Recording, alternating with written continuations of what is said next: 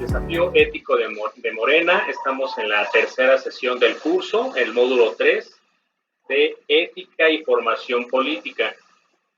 En esta ocasión, bueno, vamos a darle un seguimiento de las dos sesiones que hemos visto sobre el análisis de qué es la ética y la aplicación que hemos hecho ya con los documentos básicos de Morena.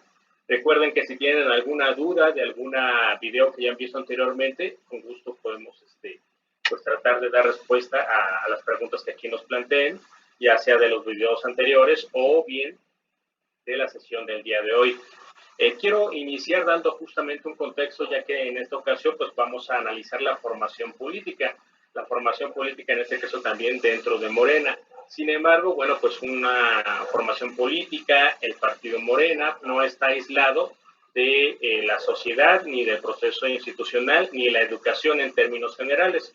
Por lo cual, bueno, me gustaría iniciar dando la siguiente presentación, dándoles un contexto de la ética en la educación institucional y su entorno. En la 3, por favor. Muy bien.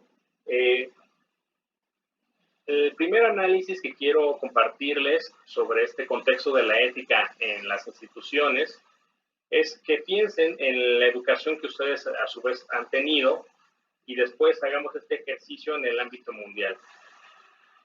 Piensen en el tipo de asignaturas, el tipo de materias, de cursos que tuvieron, pero dominantemente en la escuela primaria y secundaria. Y nos vamos a encontrar con que de manera institucional al menos, pues la ética no era una de las materias que se daban en la primaria, y en la secundaria, si acaso, esto estaba dado solamente en los términos de la materia en ese entonces llamada civismo, o bien ahora que le llaman formación cívica y ética.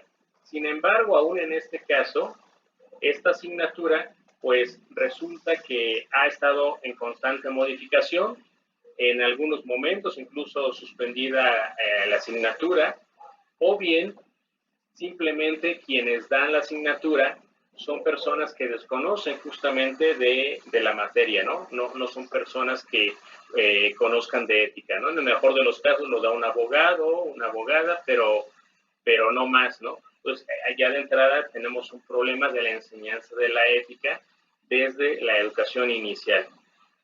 Ya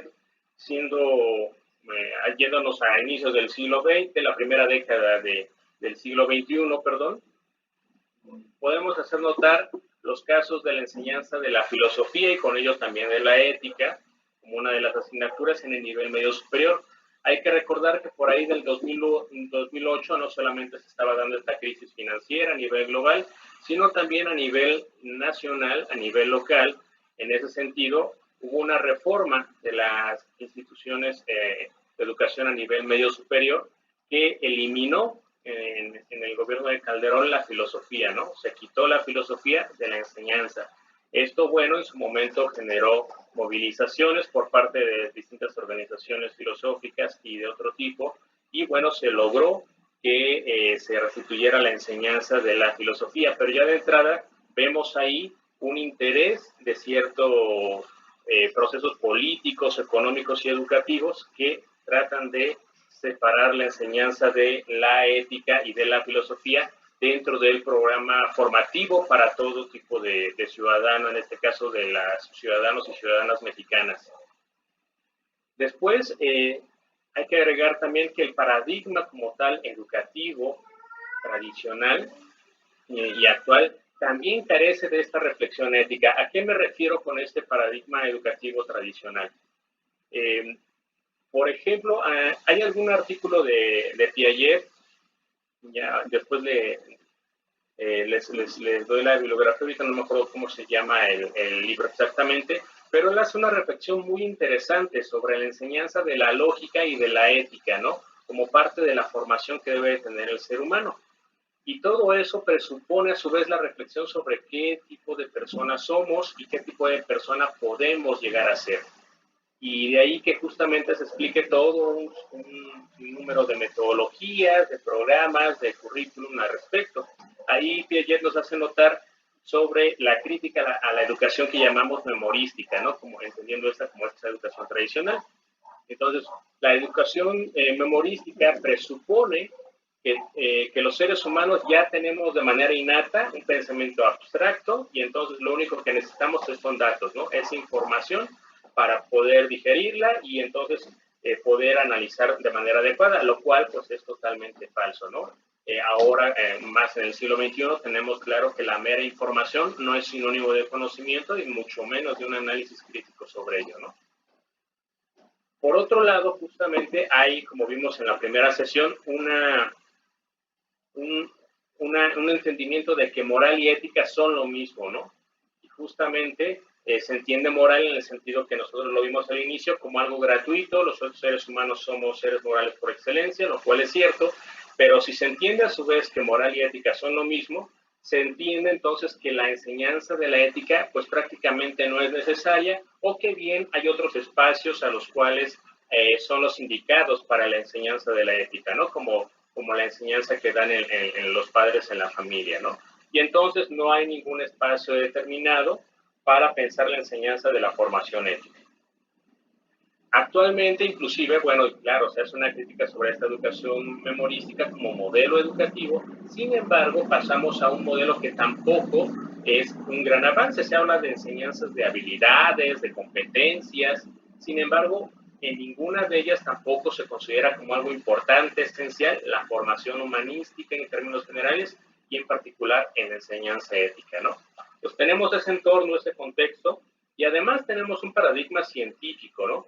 Tú, digamos que ya llegaste no solamente a primaria, secundaria, a nivel medio superior, sino llegas ya a nivel universitario y eliges una carrera que estudiar. Normalmente las carreras tampoco tienen contenidos éticos en sus asignaturas en las carreras, ¿no?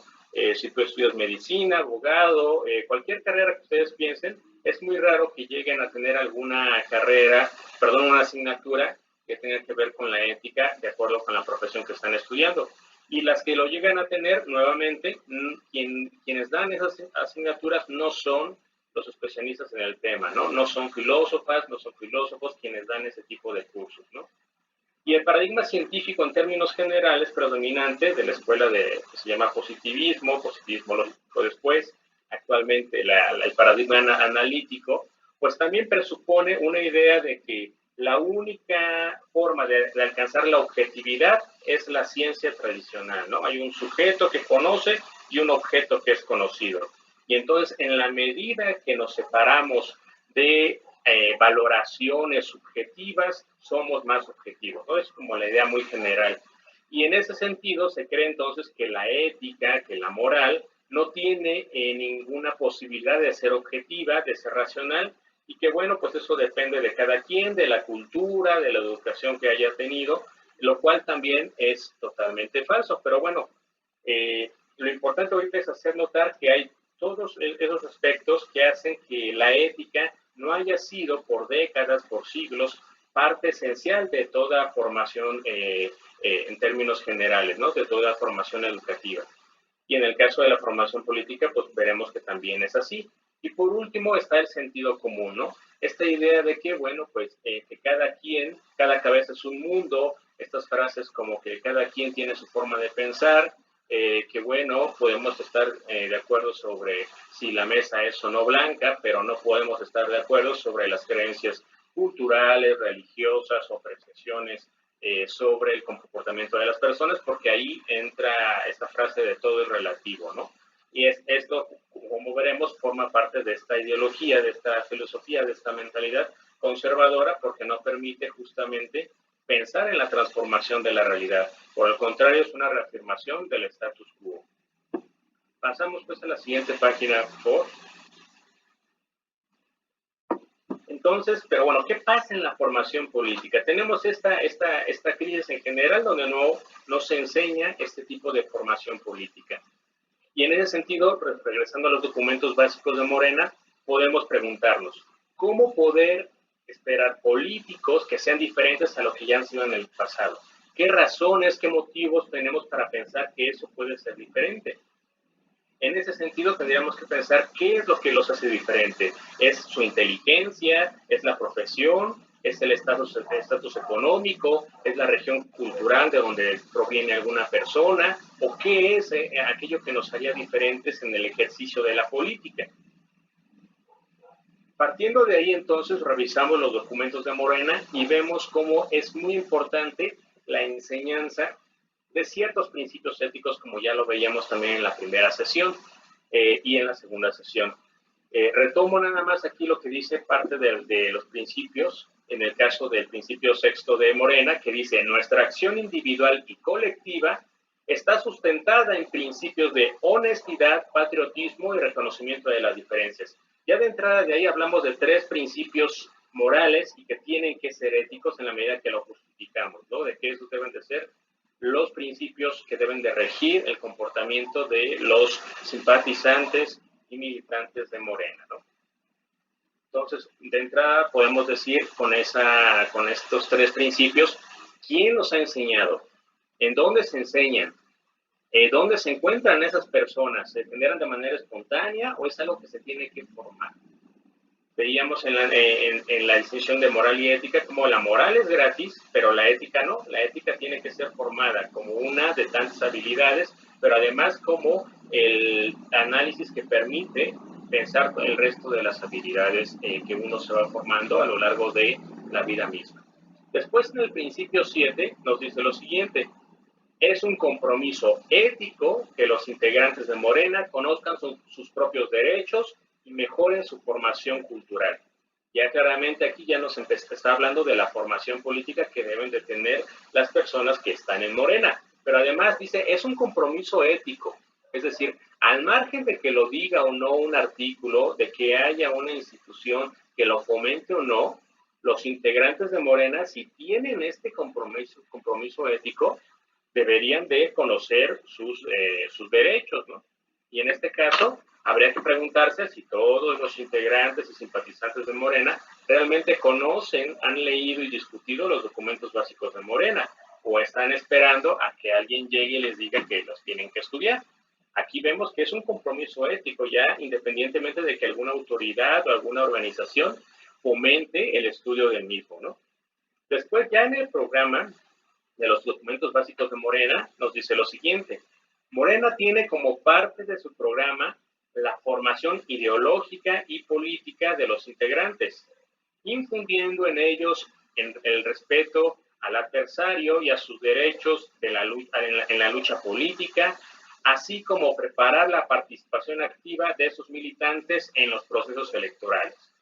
Pues ya el programa nuevamente hace hincapié en la necesidad de esta formación política, ideológica y la parte ética como parte de la formación que debe de dar Morena, ¿no? Claramente ahí lo señala.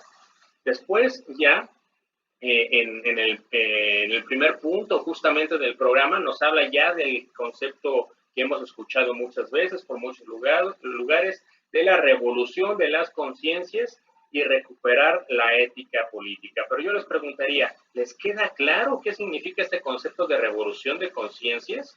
¿O ya todos lo tenemos muy claro y entonces sabemos bien claro hacia dónde vamos en ese sentido?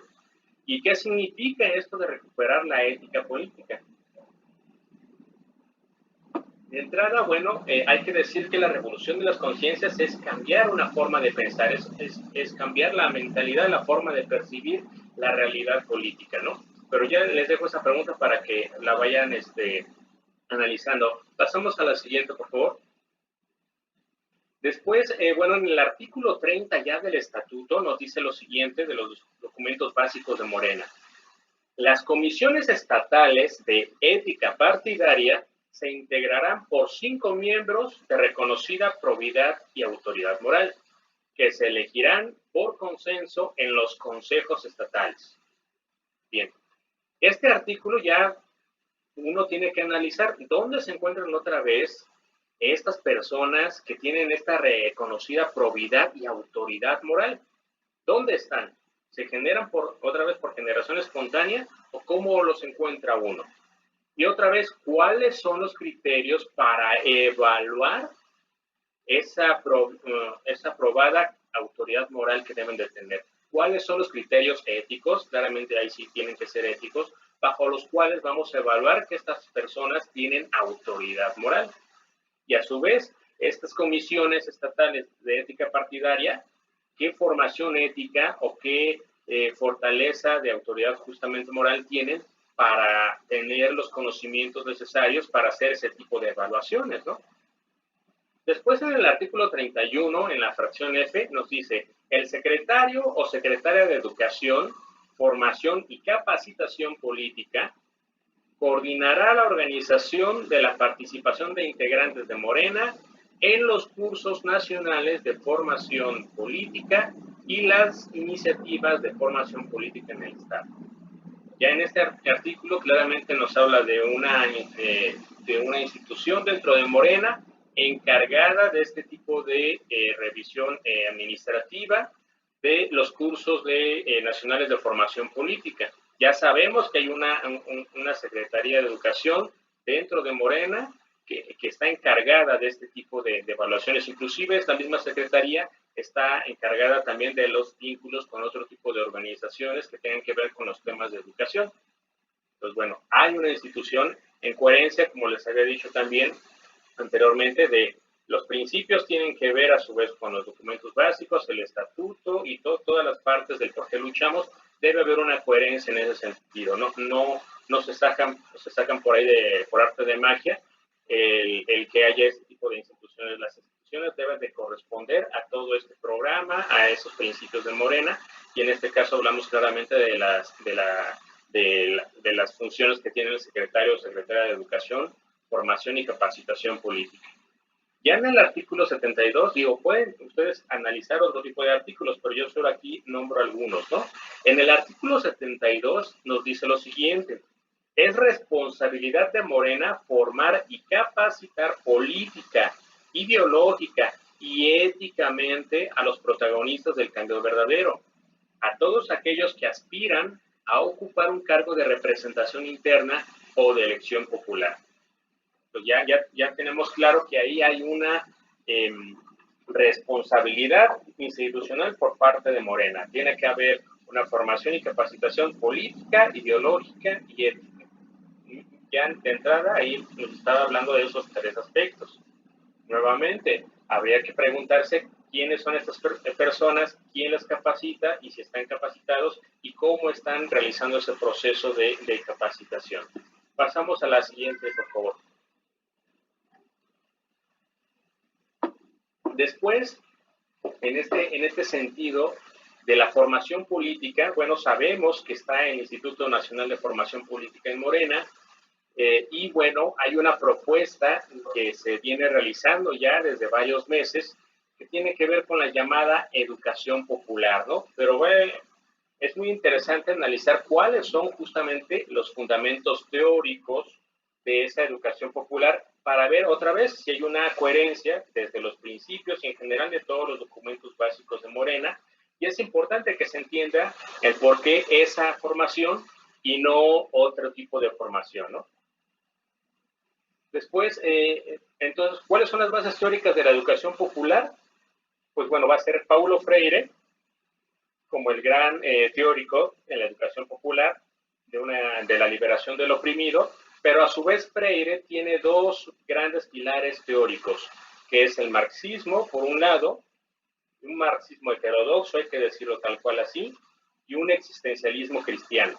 Entonces, es necesario conocer esos principios justamente para no caer en una mera instrumentalización de la propuesta de educación popular, como suele suceder, ¿no? Parece ser, si solamente nos centramos en la cuestión técnica y en la eficiencia y perdemos justamente el entorno teórico, justamente se pierde justamente su elemento transformador y su elemento político, ¿no? Que es lo que ha sucedido en muchos casos, justamente cuando Freire solamente se utiliza para alfabetizar en muchos países y este reconocimiento que ha tenido por la UNESCO y otro tipo de instituciones, justamente porque no se profundiza ni se aclara toda esta carga teórica. Digo, no voy a profundizar en ello, pero bueno, es importante señalarlo, ¿no? En otro video, si gustan, les dejo ahí el link. Ahí expliqué con más detalle justamente en qué consiste estas concepciones de la educación popular y en qué medida se opone justamente a esta educación tradicional que permea no solamente en México, no solamente en los partidos políticos, sino a nivel mundial, ¿no? Como paradigma hegemónico, ¿no? Solamente voy a nombrar los puntos justamente y ya después, si gustan, les dejo el link para que puedan verlos a detalle, pero justamente la idea es que la educación se plantea como una educación de la humanidad. Hay una educación de la humanidad que se opone a una educación meramente institucional, donde parece ser que la educación solamente empieza a nivel institucional y antes no hay un proceso educativo, cuando claramente no es así. Desde el momento en que hay otro ser humano con el cual uno empieza a relacionarse, ahí ya empieza un proceso formativo, porque ese proceso formativo implica una forma de cómo organizamos y ordenamos el mundo, ordenamos la realidad. Después hay una parte muy importante, es la sociedad la que genera esta nueva sociedad. No es alguien que va a venir y nos va a educar, ¿no? Sino es la misma sociedad quien genera esta nueva sociedad que debe de cambiar, y esto se opone a la idea de un status quo, ¿no? Que dice que todo está bien y así se debe de mantener, ¿no? Esta idea de la sociedad como generadora de una nueva sociedad, podemos pensarlo en términos de lo que llega a decir López Obrador, en el sentido de que solo el pueblo puede salvar al pueblo, ¿no? Y solo el pueblo organizado, ¿no? No nada más el pueblo como suma de personas, ¿no? Sino de manera organizada. Después, esta relación teórica, dialéctica, de práctica, teoría y práctica transformadora como elemento metodológico para reflexionar en oposición a una educación que cree que uno llega al ámbito institucional o educativo en términos generales como una hoja en blanco, ¿no? Esto es totalmente falso, siempre tenemos una información ahí teórica al respecto. Por ahí está Giovanni Sartori con el Homo Videns, que nos hace ver también la influencia de las tecnologías como parte de esta construcción de la realidad y cómo esto influye en la educación previa a la educación institucional, ¿no? Después está la unidad de intereses del grupo contra el mayoriteo.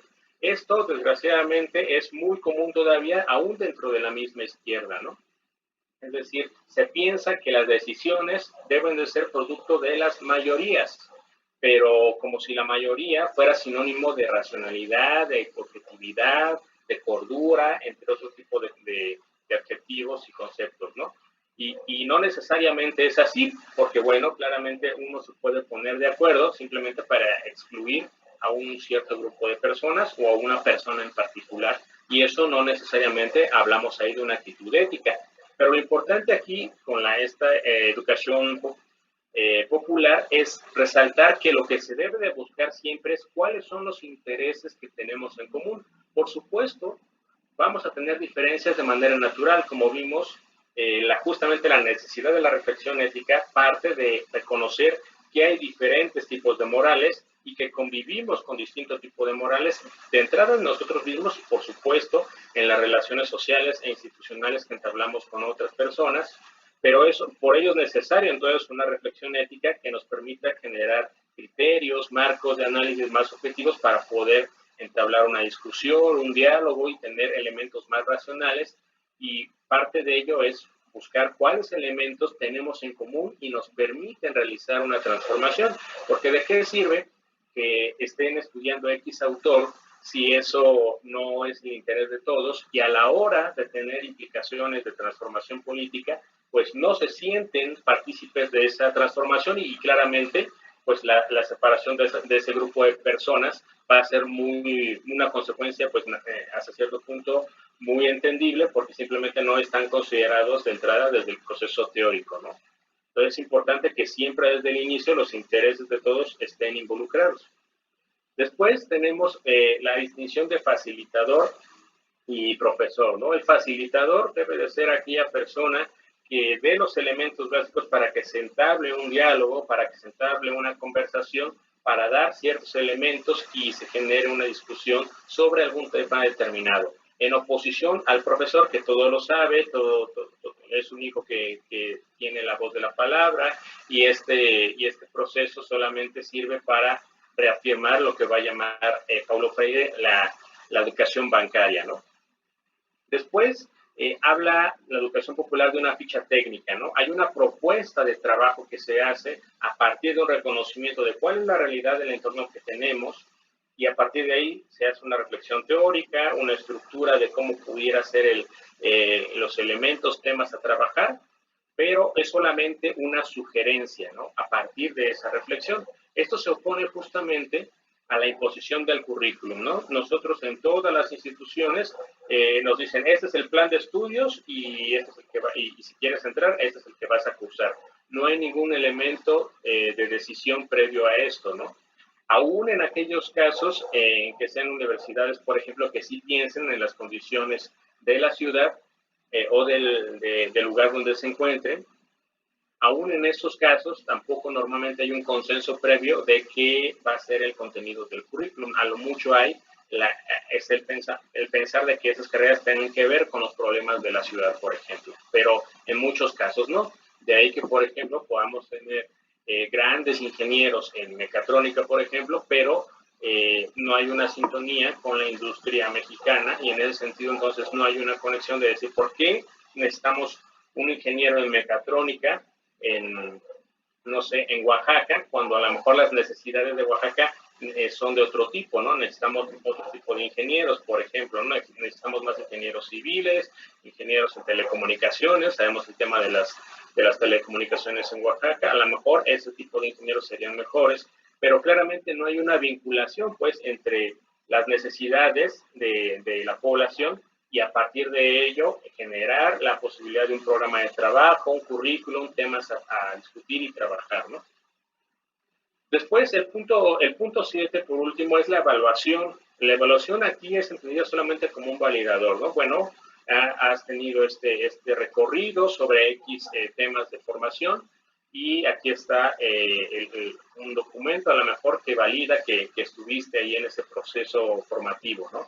Pero eso se opone a la evaluación como una evaluación cuantitativa, donde, bueno, el estudiante está esforzado en cuerpo y alma por sacar la calificación. Y entonces hay una separación entre el proceso formativo y la calificación. Claramente nosotros podemos hacer memoria, sobre todo como estudiantes, de que no necesariamente una calificación refleja a las personas, estudiantes más inteligentes, porque se evalúan otro tipo de criterios que no necesariamente tienen que ver con el saber de X tema, ¿no? Te pueden evaluar participaciones, asistencias, disciplina, que son elementos que no estrictamente reflejan el conocimiento sobre la materia en turno, ¿no? Eso no por sí mismo no te hace un gran conocedor de la cirugía plástica, por dar un ejemplo, ¿no? Pasamos a la siguiente, por favor.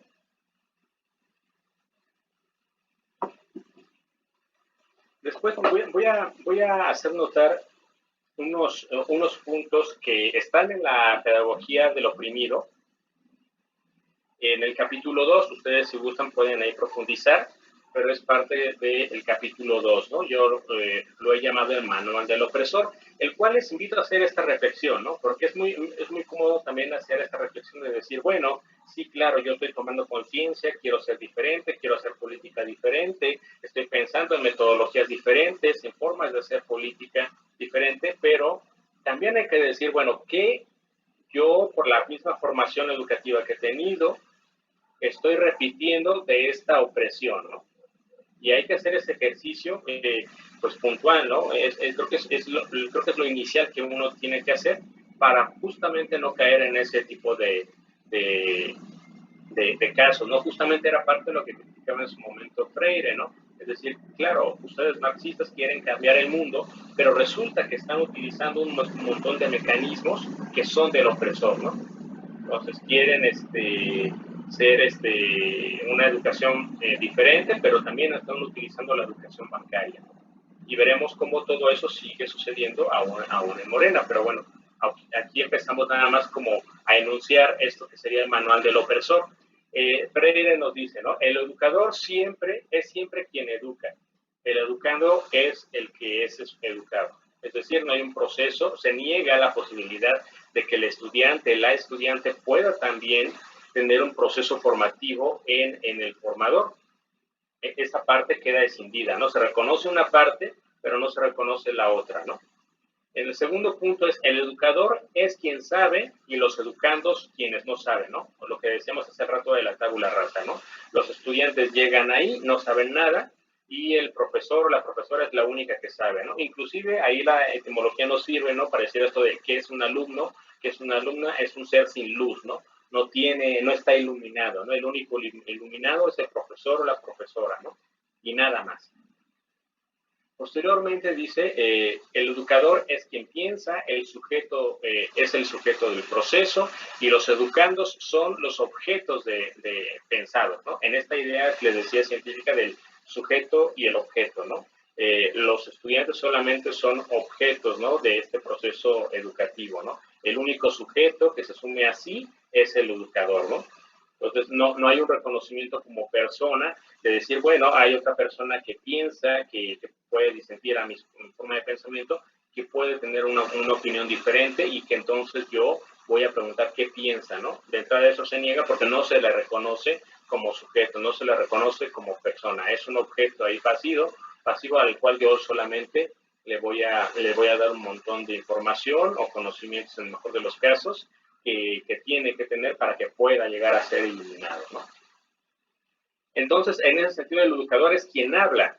Si yo no reconozco a la otra persona, como sujeto, y solo tengo un sujeto, pues no tendría yo ninguna necesidad de hablar, ¿no? Entonces, el educador es quien habla, los educandos quienes escuchan fácilmente, ¿no? Nada más un proceso pasivo, ¿no? Solamente escuchan. Y el quinto dice, el educador es quien disciplina y los educandos los disciplinados. Igual, un posicionamiento solamente de ida, no de regreso, y que solamente la autoridad, la disciplina, está del lado del educador. Pasamos al siguiente, por favor.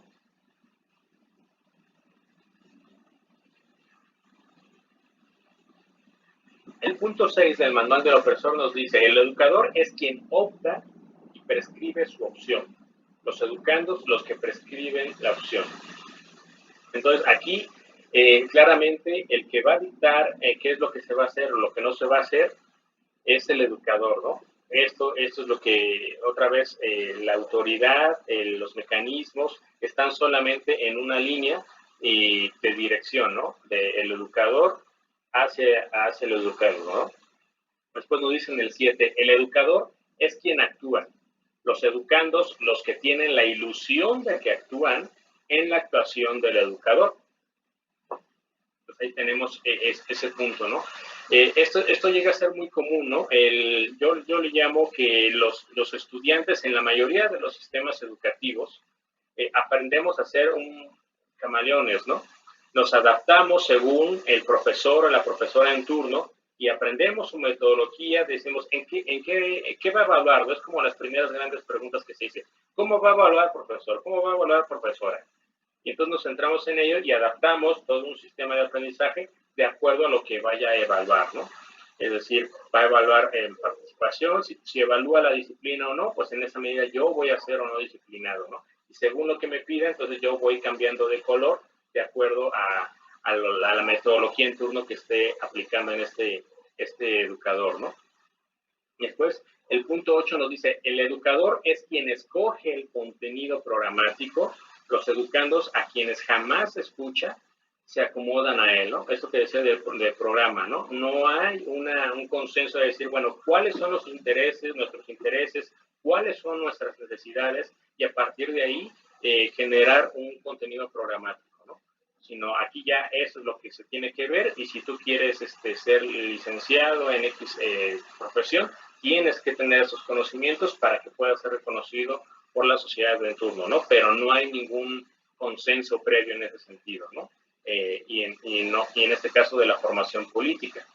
Después el punto 9 nos dice, el educador identifica la autoridad del saber con su autoridad funcional, la que opone antagónicamente a la libertad de los educandos. Son estos quienes deben adaptarse a las determinaciones de aquel, ¿no? Lo que decía hace rato, ¿no? Tú como estudiante, tienes que aprender solamente a adaptarte al medio, ¿no? Como un camaleón, ¿no? Y nada más, no hay ningún proceso de poder hacer lo distinto, ¿no? Por último, el punto 10 dice, finalmente, el educador es el sujeto del proceso. Los educandos, meros objetos, ¿no? Reafirmando este proceso, ¿no? Donde el proceso de educación solamente está dado, dirigido y controlado por parte del educador, el educador, ¿no? Él es el quien guía todo el proceso educativo, ¿no? Entonces, bueno, este manual del opresor, para que ustedes hagan este ejercicio de decir, bueno, en cuáles yo me identifico y en cuáles claramente yo soy muy distante de ello, no, yo nunca he sido así, no pretendo ser así, o ya he cambiado, pero en qué otros realmente están haciendo procesos similares, ¿no? Porque eso es lo que hay que reflexionar de fondo. La educación popular, si Paulo Freire tiene o no que ver con esta forma de hacer una formación política diferente o no, o seguimos con una educación vertical, donde alguien solamente dice lo que se va a hacer y hay un pueblo pasivo que solamente actúa en consecuencia, ¿no? Pasamos a la siguiente, por favor.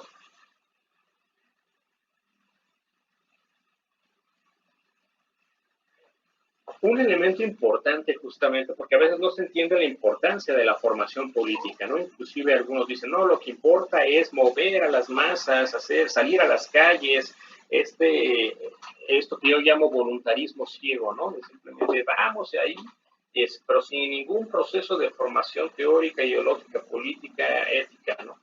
Y entonces, en una de esas, pues estamos luchando por algo que una vez que reflexionamos, una vez que pensamos, a lo mejor, pues nos damos cuenta que no nos beneficia a nosotros, ¿no?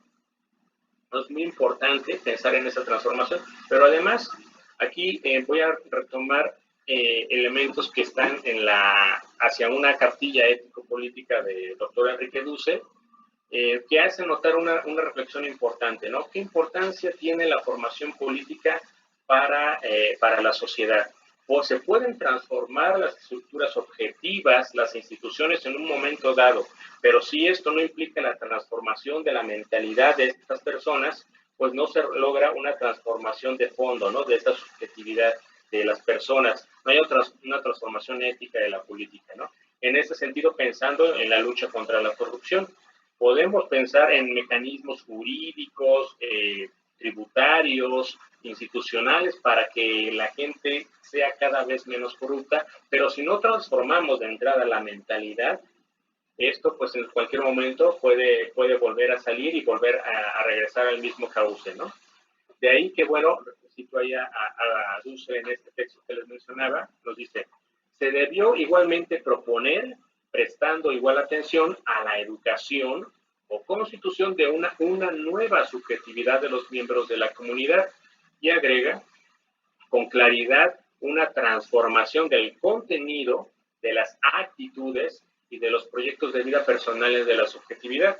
Si recuerdan en la primera sección cuando vimos qué era ética, en uno de los puntos de la utilidad de la ética, vimos justamente que tiene que ver con los proyectos de vida de cada persona. Entonces, no, yo quiero ser libre, quiero ser feliz, mi ideal es el amor, la justicia, cualquier ideal, ¿no? Pero además esto regula justamente mi actuar cotidiano, ¿no? En el caso de la política, bueno, ¿para qué hago política? ¿Para hacerme famoso? ¿Para tener unos puestos de privilegio? ¿Para ganar más dinero? ¿Cuáles son los objetivos, no? Si en términos generales esos principios que rigen mi vida en términos generales van a ser los mismos a la hora de situaciones concretas como mi actuar político, pues tengo que pensar cuál es el proyecto de vida que yo quiero tener y cuál va a ser el contenido de esta formación, ¿no? ¿Qué formación teórica yo voy a tener? ¿Por qué estos autores y no otros? ¿Qué tienen que ver a la hora de transformar mi forma de pensar? ¿Qué actitudes yo tengo, no? Si yo de entrada digo, no, yo no voy a ser corrupto, ¿qué actitudes son las que se deben de fomentar y qué metodología va acorde a esa transformación? Si no hacemos ese tipo de preguntas, pues simplemente estamos en la simulación o en una gran ingenuidad, ¿no? Porque pensamos que entonces de manera espontánea se va a dar esa transformación si no analizamos de manera puntual todos esos procesos que están en la formación política en este caso, ¿no? Después también, en este texto nos habla justamente de la lucha contra la corrupción, que no solamente debe ser institucional o de estructuras subjetivas, sino de la subjetividad de los miembros del pueblo, ¿no? Mucho se critica, es que los candidatos son parte de lo mismo, siempre son los mismos personas, ya los conocemos, y cómo es que llegan ahí, ¿no? Pero hay que hacer también un proceso crítico en ese sentido de decir, ¿qué estamos haciendo? ¿Dónde los estamos formando? ¿Quiénes los están formando? Y nosotros, ¿en qué medida debemos o no debemos participar en ese elemento de transformación? ¿Es que acaso solo basta con que esperar que el presidente transforme toda la realidad? ¿O que las grandes instituciones o los grandes puestos de mando sean los que hagan algo para que entonces empiece a transformarse el partido? ¿O desde el pueblo organizado es que se deben de generar todas estas transformaciones y así llevarlo el procedimiento al ámbito institucional y a las estructuras objetivas, ¿no? Pasamos a la siguiente, por favor. De ahí, pues, que les invito, pues, a pensar justamente, ¿no? Ya vimos cómo hay un fundamento en los principios de Morena, en los documentos básicos de Morena, de la formación política, y hay toda una serie de artículos que también van en esa sintonía. Como ustedes, algunos ya saben, está el Instituto Nacional de Formación Política, que es el instituto encargado justamente de esta formación. Y bueno, han habido varios programas al respecto, pero bueno, voy a nombrar algunos de los temas justamente que tienen que ver con la formación política que se crea adecuada para justamente la formación de los simpatizantes y militantes de Morena, ¿no? Y un punto principal, otra vez, a nivel de proyecto, de sugerencia, no como imposición, ¿no? Que eso hay que destacarlo, pero bueno, tiene un sentido, tiene una lógica en ese sentido desde los principios, ¿no?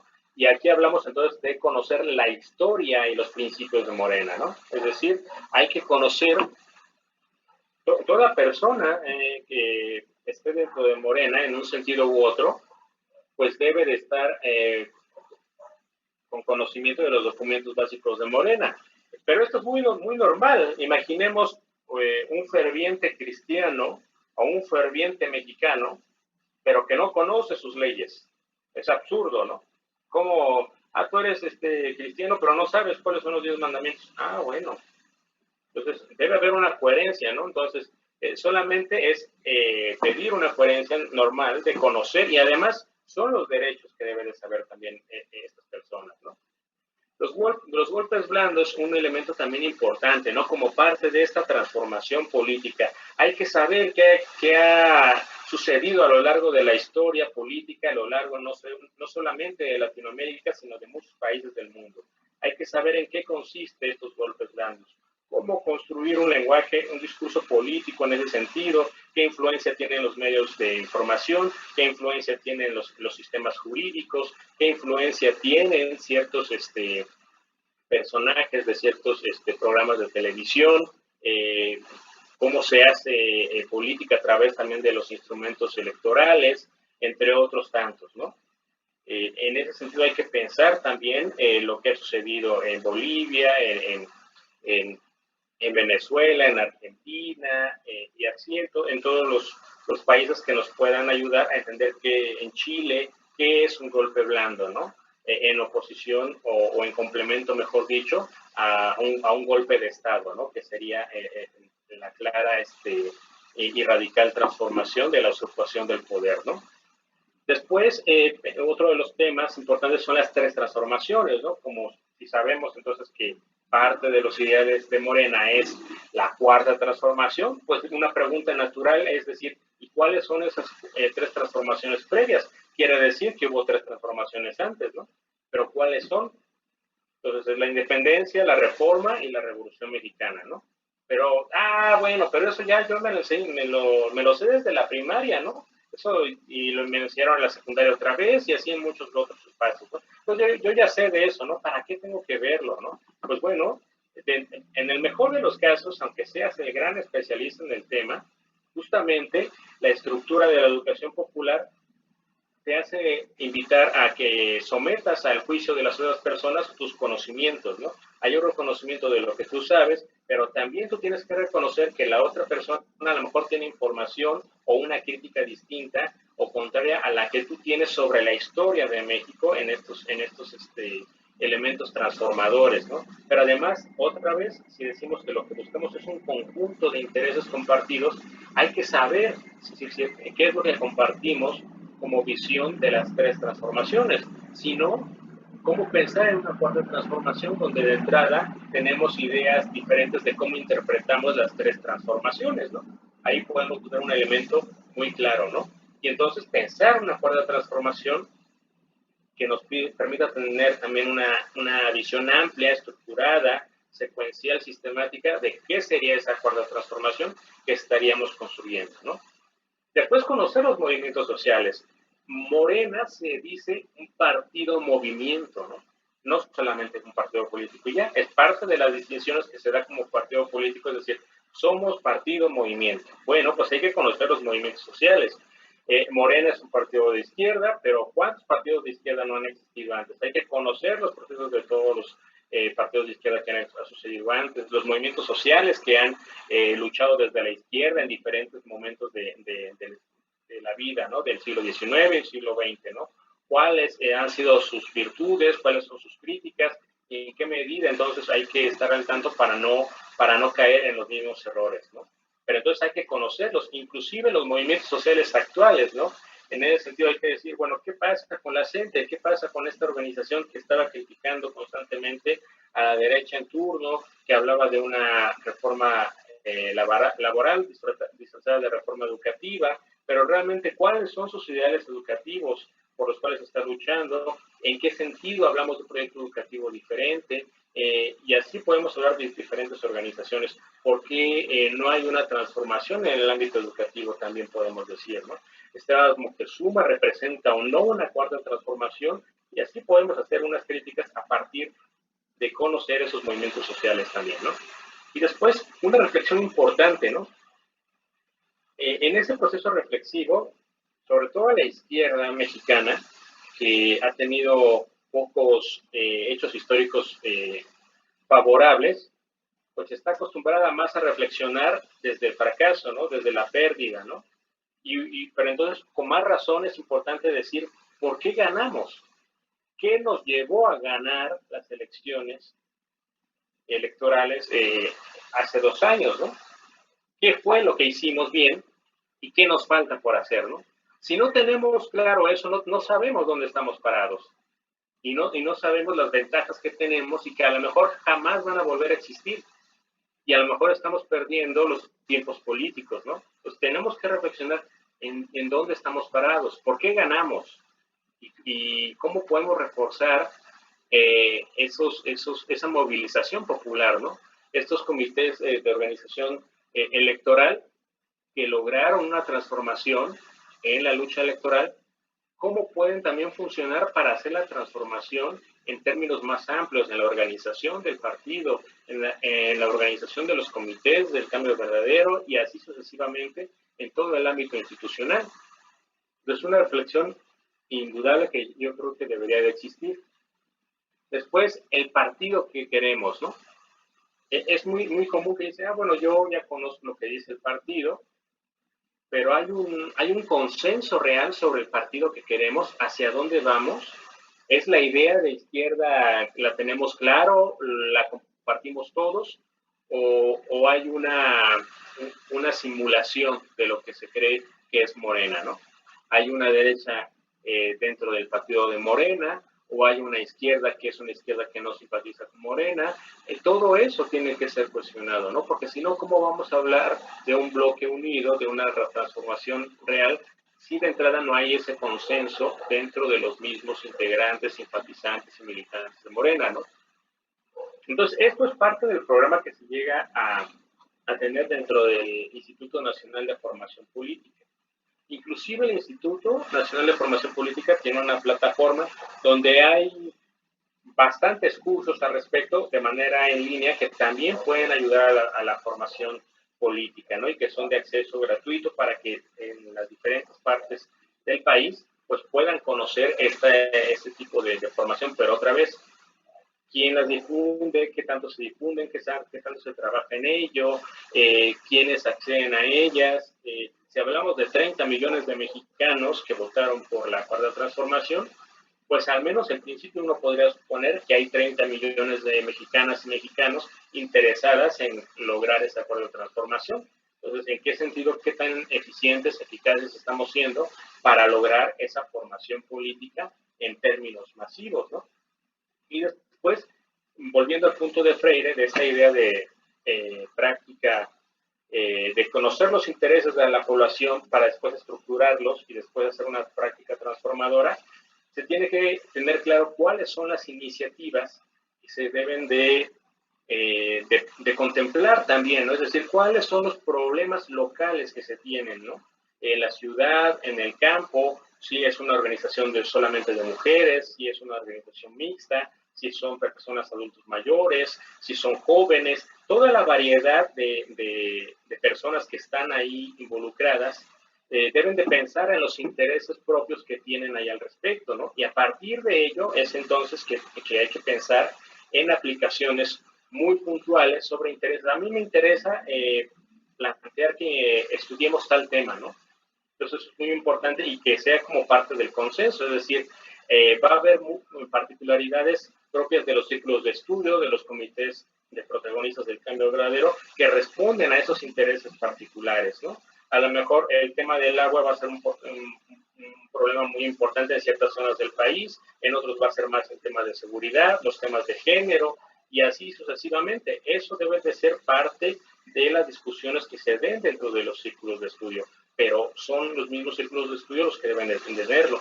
Otro punto, nada más para ya terminar, es los contenidos, ¿no? ¿Qué voy a ver, no? Son lecturas muy complejas, son videos o talleres, qué elementos voy a utilizar para llevar a cabo la reflexión.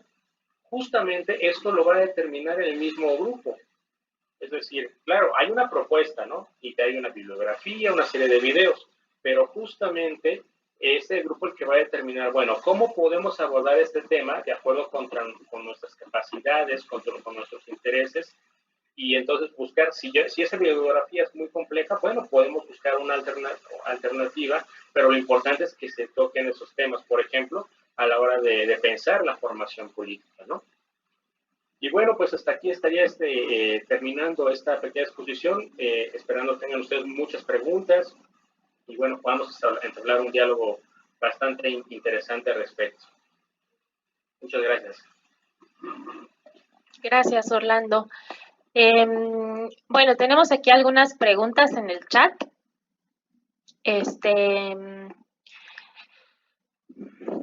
Pregunta María. Si el secretario de formación, ¿cómo realiza la formación en el seno del partido, o en su delegación, o fuera del partido? ¿Cómo son esos recursos de preparación de Morena? Bueno, lo preguntó al principio de la plática, ¿no? ¿Y cómo son esos cursos de preparación de Morena? ¿En dónde dejaron las cuestiones que Vasconcelos enarboló?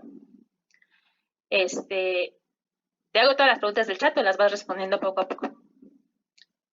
Ok. Yo creo que hasta ahí, porque si no se me van a ir olvidando. Yo les invito a los que no conocen todavía los documentos básicos, que los conozcas, que les den una leída muy importante para que se entienda bien todo el organigrama de cuáles son las funciones de cada una de las secretarías o del secretario o secretaria de organización y así de todas ellas. Y a partir de ello, entonces podamos decir, bueno, tal persona está cumpliendo con su función o no está cumpliendo con su función. Yo creo que es un elemento importante.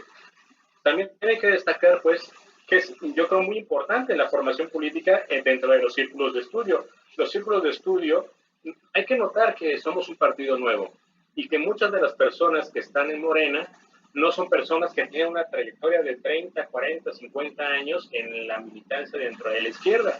Entonces hay una formación política urgente, importante que hay que tener. Hay personas que solamente han estado involucradas a partir de la simpatía con Andrés Manuel López Obrador, lo cual, bueno, pues está bien, es interesante, pero es importante que se conozcan también otros procesos informativos al respecto, ¿no? Y en ese sentido, justamente, me parece que los círculos de estudio son un buen espacio para justamente tener esta visión más amplia y más crítica de las propuestas políticas que se puedan tener ahí al respecto. Sobre lo de Vasconcelos, bueno, me parece que de Vasconcelos siempre se habla, ¿no? Una visión a favor y en contra, ¿no? ¿De qué Vasconcelos hablamos, ¿no? Y en ese sentido, ¿qué significará Yo preguntaría a todos los que estudiaron, por ejemplo, en la UNAM, a quién les queda claro eso de que por mi raza hablará el espíritu, ¿no? Si a todos les queda claro ese eslogan, si alguna vez lo investigaron de manera institucional, en qué contexto lo escribió Vasconcelos, esa frase es completa, está cortada. Les invitaría ahí a hacer ese tipo de reflexiones, ¿no? Porque creo que son importantes. En el caso de Morena, yo creo que claramente hay una formación educativa, por ejemplo, ahora que se están celebrando conmemorando, perdón, los 50 años de la muerte de Lázaro Cárdenas, pues no hay que olvidar que, por ejemplo, la educación fue parte importante dentro de su proceso del primer sexenio, ¿no? En este caso, de que se habló de una educación socialista, ¿no? Es un elemento que creo que claramente hay que destacar, ¿no?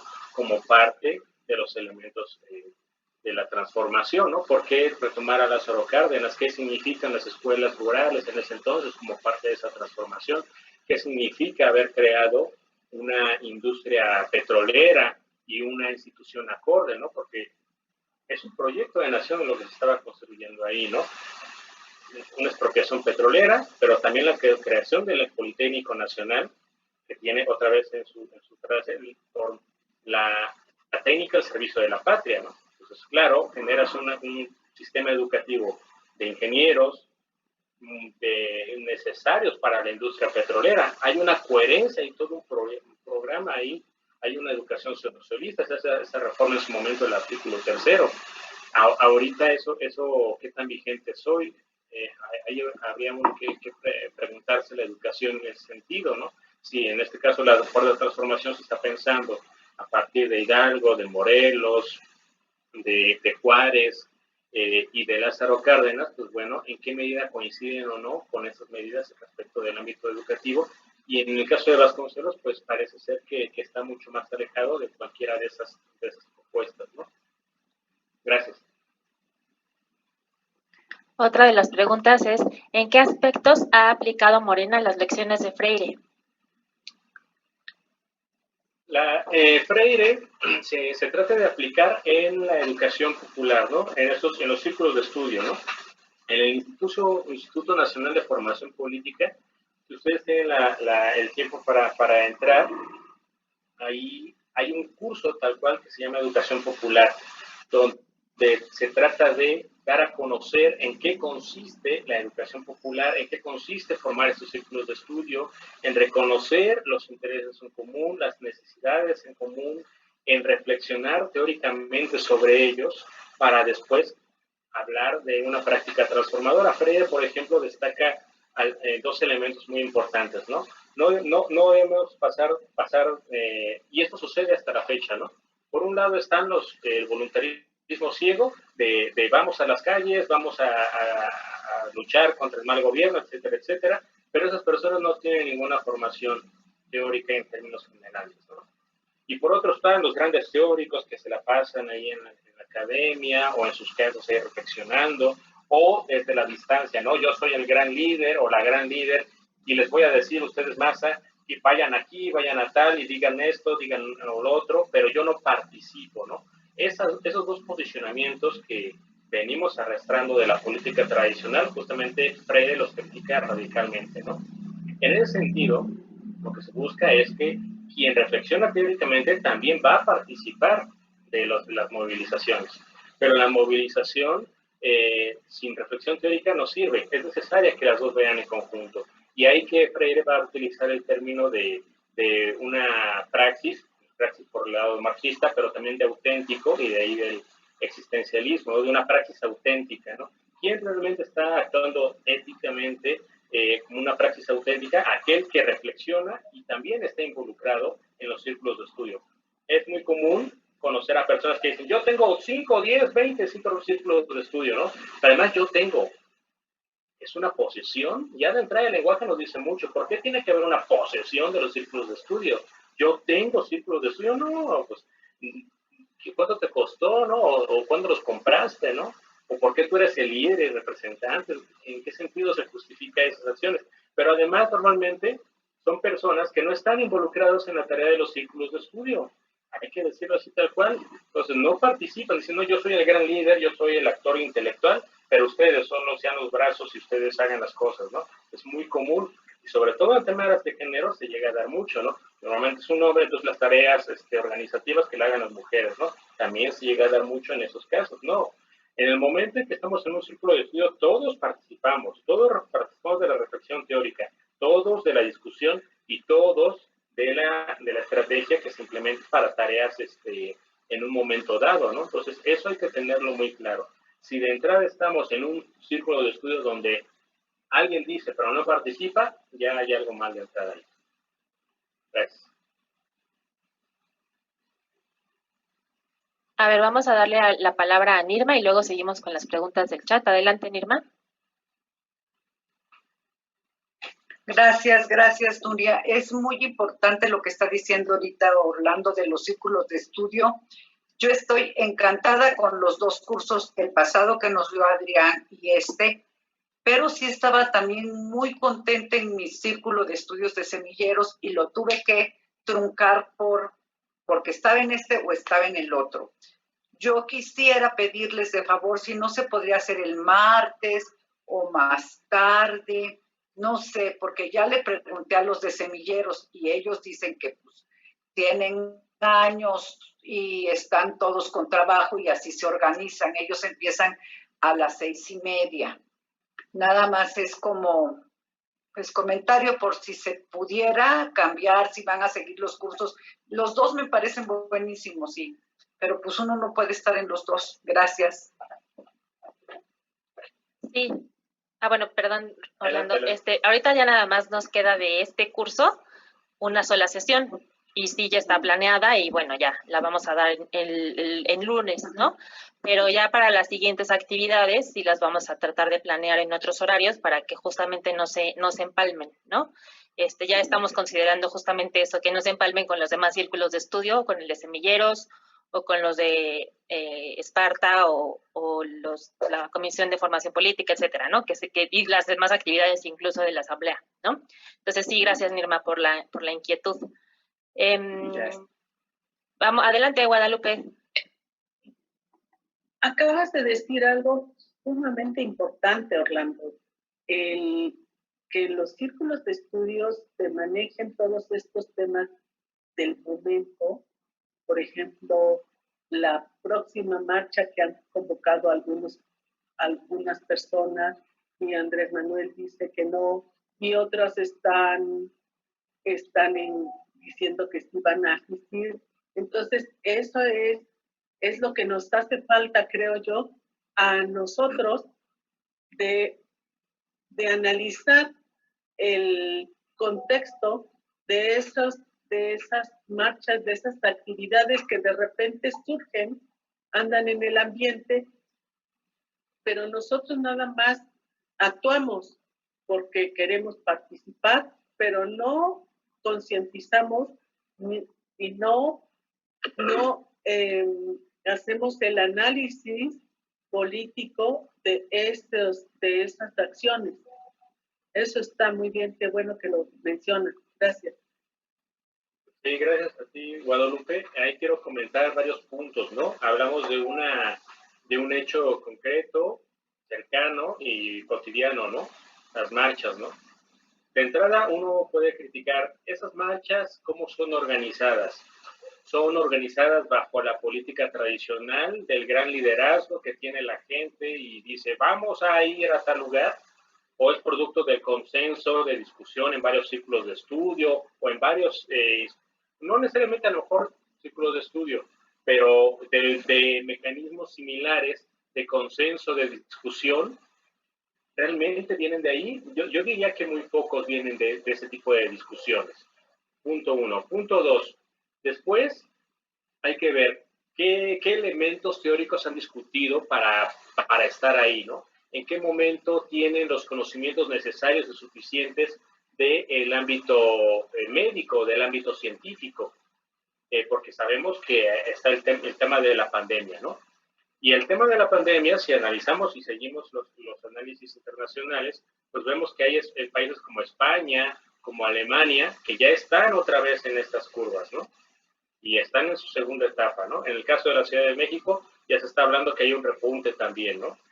Y hay que ver, pero ¿dónde están los análisis que se hacen dentro de esos grupos de expertos matemáticos, de médicos al respecto, que nos expliquen bien la campana de Gauss, esos análisis estadísticos necesarios, ¿no? Y además, todavía peor en dado caso, ¿no? Porque si tenemos las personas que saben del tema y no abrevamos de sus conocimientos para hacer una reflexión sobre si vamos a hacer una movilización o no, pues todavía pues peor, ¿no? Después, bueno, hay que valorar las condiciones económicas, por supuesto, pero los traslados. Dicen, bueno, yo guardo mi distancia, sí, pero tú guardas tu distancia. ¿Puedes garantizar que los demás van a guardar su distancia? ¿Puedes garantizar que el traslado de todas esas personas está siendo de la manera más cuidadosa posible? El metro, como un instrumento de transporte muy cotidiano en la Ciudad de México, pues sabemos que cada vez está más saturado. Hay las medidas de sana distancia. Todo eso hay que criticarlo y ponerlo a discusión. Y además, otra vez, cuáles son ya lo normal, ¿no? En cualquier lucha, cuál es el consenso, cuál es el acuerdo de lo que vamos a decir en tal marcha, sobre qué derechos o qué vamos a decir. ¿Hay un consenso o solamente vamos a ser repetidores y el clásico reportero que pasa y entrevista, ¿usted qué piensa de tal tema? Y la persona no sabe nada. Son los famosos acarreados o acarreadas. Entonces hay que tener, ahí se ve claramente la necesidad de la formación política. Gracias. Gracias, Orlando. Antes de que participe Yara, vamos nada más un comentario. Bueno, puso María, ¿el hombre es por naturaleza corrupto? No sé si es comentario o pregunta. Sí, bueno, sí. No, di. No, por supuesto que no, el ser humano por naturaleza no es corrupto. Pero no es corrupto, ¿no? Pero es una pregunta bastante interesante, porque en formación política hay que hacer notar puntos muy importantes, ¿no? Voy a dar dos puntos históricos. Por un lado, la Grecia antigua, ¿no? Está la política de Aristóteles, ¿no? Planteaba él cuatro actores políticos, se diría en la jerga de la ciencia política actual, ¿no? 4 actores políticos que integran la polis griega, ¿no? Son los esclavos o las esclavas, las mujeres, los extranjeros y los ciudadanos. ¿Quiénes conforman estos aspectos? ¿Quiénes son los esclavos? Hay una justificación filosófica, por eso les decía la necesidad de discutir varias teorías éticas también, porque a partir de ello se construye toda la idea de un Estado-nación en su momento. Aristóteles decía lo siguiente: los esclavos, está bien que sean esclavos porque están más cercanos al mundo de la naturaleza. Los extranjeros no pueden tomar decisiones políticas porque había una similitud que es hasta hace muy poco todavía siguen manejándola, de que el lenguaje y pensamiento es lo mismo, de que si hablas mal, piensas igual, si no sabes escribir, no puedes pensar bien, una falsa asociación. Pero justamente esta idea se pensaba así, ¿no? Alguien que no sabe hablar no puede pensar bien. ¿Y qué es un extranjero, no? Pensemos en la actualidad, escuchamos a un estadounidense, un francés, y decimos, no pueden pronunciar bien la R, no habla bien. ¿Y qué es el extranjero? El que balbucea. Si no habla bien, no puede pensar bien. Entonces los extranjeros no pueden participar de la política en la polis griega. ¿Y las mujeres? ¿Por qué las mujeres en Aristóteles no pueden participar en la política? Bueno, porque un poco cercano al argumento de los esclavos, están más cercanos a la naturaleza, ¿no? Y todo ese proceso de los ciclos menstruales, de cada 28 días, entonces, y hay una inestabilidad de las emociones y todo esto, ¿no? Entonces, como las decisiones tienen que ser estrictamente racionales y la mujer está más cercana al ámbito de la naturaleza, tampoco puede participar de los ámbitos de las decisiones. Estas ideas que parecen muy, muy lejanas allá, veámoslo en la actualidad, en la colonia había una distinción, ¿no? De a partir de las razas o de la clasificación racial que se hacía en ese entonces, de quién podía ser gobernador, quién podía pertenecer a ciertos cargos del gobierno, ¿no? Parte de la Revolución de Independencia también se da por justamente decir, bueno, como yo que he nacido en esta tierra no tengo la posibilidad de llegar en un momento dado a ser gobernante de esta misma tierra, porque tiene que ser un español peninsular, ¿no? Y es la misma estructura geopolítica argumentativa de decir, bueno, hay una jerarquización de quiénes son los que tienen el mando y quiénes son los subordinados. Y esto que acabo de decir de Aristóteles y las mujeres sigue siendo un paradigma vigente. Cuando hacen los estudios psicométricos en muchos casos, o los que hacen los análisis de recursos humanos, o estos criterios para decir cuál es el perfil que me piden a mí como parte de recursos humanos para que yo pueda darle el visto bueno de que pueda estar desempeñándose en algún puesto de trabajo, mucho tiene que ver con estas ideas de género. Es decir, una persona, cada vez menos afortunadamente, pero todavía sucede mucho, que entonces una mujer no puede ocupar puestos de liderazgo porque es más inestable emocionalmente, ¿no? Y además si se va a embarazar, ¿no? Pero hay una pérdida para la empresa, ¿no? Y así un montón de recursos que están ahí un poco sesgados dentro del mismo instrumento de la ciencia. Veíamos hace rato lo que implica la ciencia y su separación de la ética, pero también aquí, a la hora de tener la posibilidad de ocupar ciertos roles de liderazgo, ¿no? Entonces, no es de gratis. En su momento que en el pensamiento de derecha sucede mucho, que las mujeres no están ahí como para maniquís o solamente como artículos de lujo, ¿no? O esto del Partido Verde en su momento, ¿no? Que eran candidatas y después ya a la hora de tomar renuncian y son hombres los que toman posicionamiento, ¿no? Entonces, bueno, esto para decir que hay una reflexión importante sobre esas clasificaciones, sobre la naturaleza del ser humano, si es bueno o malo por naturaleza. Después, en la modernidad, la pregunta es si el hombre es malo o bueno por naturaleza. Y entonces hay dos grandes paradigmas. Está Rousseau y está Thomas Hobbes. Thomas Hobbes cree que es malo por naturaleza el hombre. Rousseau dice que es bueno. Y a partir de ello, pensemos en el caso de Hobbes, se justifica el gran Leviatán, un sistema monárquico, autoritario, a partir de esa idea. Porque ¿qué pasa si todos nos creemos como personas malas? Yo no puedo confiar en el otro, no puedo pensar que el otro puede actuar éticamente, no puedo esperar ningún acto bueno de la otra persona. Por el contrario, puedo pensar en una persona que me puede mentir, me puede golpear, me puede lastimar, incluso me puede matar. Imaginemos los que vivimos en la Ciudad de México, que estamos esperando el metro. Hay mucha gente, y estamos esperando a que lleguen los vagones, ¿no? El potencial en ese sentido, si todos pensamos que somos malos por naturaleza, es que yo me tengo que cuidar de todas las personas que están ahí porque son potenciales asesinos. Entonces me pueden empujar, me pueden matar, ¿no? Entonces, ¿qué dice la construcción de este Estado moderno con Hobbes? No te preocupes. Tú recuerda que lo que hace posible que alguien te pueda matar o que tú puedas matar es tu voluntad, es el ejercicio de tu libertad. Entonces, renuncia a ello, sí, te vas a quedar sin libertad, pero también los demás. Pero ya no vas a tener que temer a los demás, solamente al único que vas a tener que temer es el Estado, es al soberano, ¿no? Y a partir de ahí se justifica un sistema autoritario. Pues bueno, y se justifica, por ejemplo, el monopolio del uso legítimo de la violencia en los ejércitos y en las policías, ¿no? Porque esos son los que están legitimados para usar la violencia, ¿no? Y cualquier otro no, entonces ya hay sanciones y toda una estructura ya después jurídica que se va armando. Pero a partir de esa idea de que somos malos.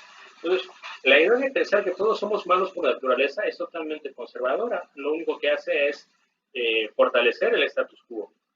Si no pensamos que podemos actuar éticamente diferente, pensar que hay políticos que puedan ser diferentes, una forma sistemática, programática, estructurada de hacer política diferente, pues pues entonces estamos condenados a creer que lo que hay ahorita es lo mejor que nos puede pasar.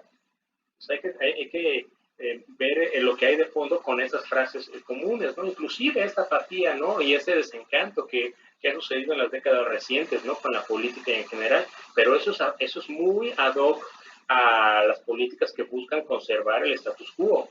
Si tú no te interesas en política, pues mejor para quien está gobernando. Si la política, como dicen los partidos de Morena, el primer principio, no, la política es asunto de todos, no solamente de unos cuantos. En la medida en que todos los ciudadanos, las ciudadanas nos involucramos en política, pues es más probable que podamos pensar en la transformación de las condiciones en que vivimos. Pero entonces hay que tenerlo muy claro. Actualmente ya no se habla de que eres bueno o malo por naturaleza. Se habla un poco más en términos de condición humana. Es decir, tenemos la posibilidad de ser corruptos o de no ser corruptos, de transformar el país, de ser éticos, ¿no? En ese sentido. Pero entonces la posibilidad existe. Pero, ¿cómo hacemos para que la balanza se incline hacia un lado o hacia otro? Pues me parece que ahí la formación política es fundamental. Si no formamos políticamente, ¿cómo esperar políticos o políticas con actitudes éticas? ¿Por qué va a pensar esa persona en todos los representados? ¿Por qué no va a pensar en su propio bienestar o en el grupo, ¿no? En su familia o en la fracción parlamentaria nada más a la que representa? ¿Por qué va a pensar si nunca se ha formado en términos de formación política, ética, económica en esos términos? Es decir, no es generación espontánea, hay que formarlo y este proceso es largo, lleva inclusive a lo mejor décadas, pero es necesario que se realice.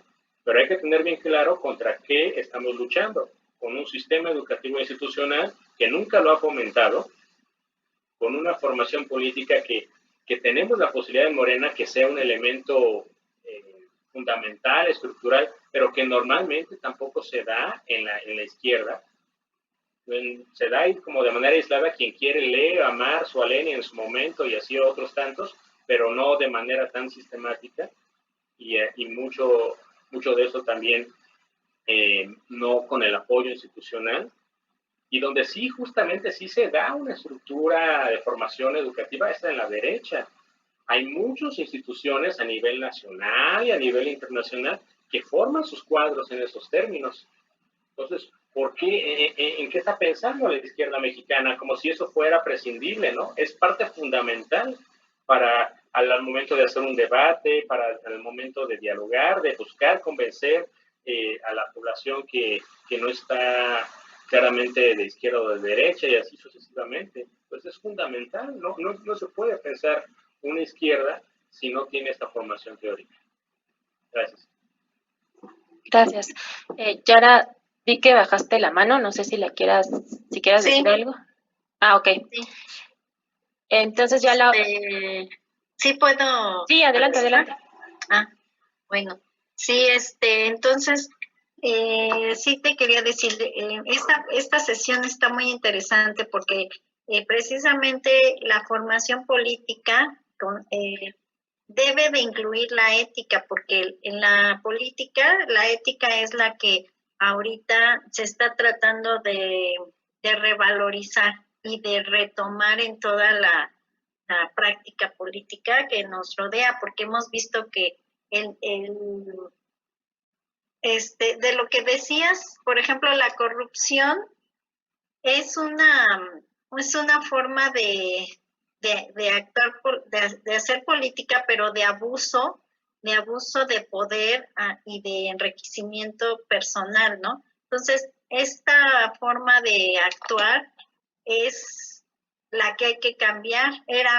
Antes esa ética era válida y ahora esas reglas se trata de cambiarlas y se trata de que poco a poco esas reglas ya no sean aceptadas en nuestra sociedad y en nuestra forma de llevar a cabo la política, ¿no? Entonces, incluso Andrés Manuel decía en sus dichos, ¿no? Que el que no tranza no avanza y todo esto, porque antes era visto así. Entonces, esos cambios de ética me parece que sí es como cuando a un niño lo dejan hacer lo que quiera, ¿no? Y no le ponen límites y no le ponen reglas. Entonces hay que educarlo y hay que explicarle qué es lo que es correcto y qué es lo que no es correcto, qué es lo que es mejor hacer y qué es lo que no es mejor hacer e irlo conduciendo un poco y que él también se vaya dando cuenta qué es lo mejor o lo peor, ¿no? Entonces en ese camino estamos políticamente hablando. No sé, ¿tú qué opinas, Orlando? Gracias. Sí, muchas gracias, ya era muy interesante tu participación. Fíjate, si hablamos de la cuarta transformación y la gran lucha contra la corrupción, pero si nos quedamos en que la corrupción solamente significa cambiar los instrumentos jurídicos o la parte económica, como quién es corrupto, el que roba dinero o el que no cumple con la ley, es una versión muy simplificada de la corrupción. Yo les invito a, como hemos visto aquí en estos cursos, que piensen la corrupción como un sinónimo de inmoralidad, con una actitud negativa de pensar que entonces, como decíamos hace rato, ¿no? Que todas las personas son malas, por esa idea de que todos somos iguales, ¿no? Todos somos iguales de corruptos, ¿no? Ese es el discurso de que intenta el status quo, ¿no?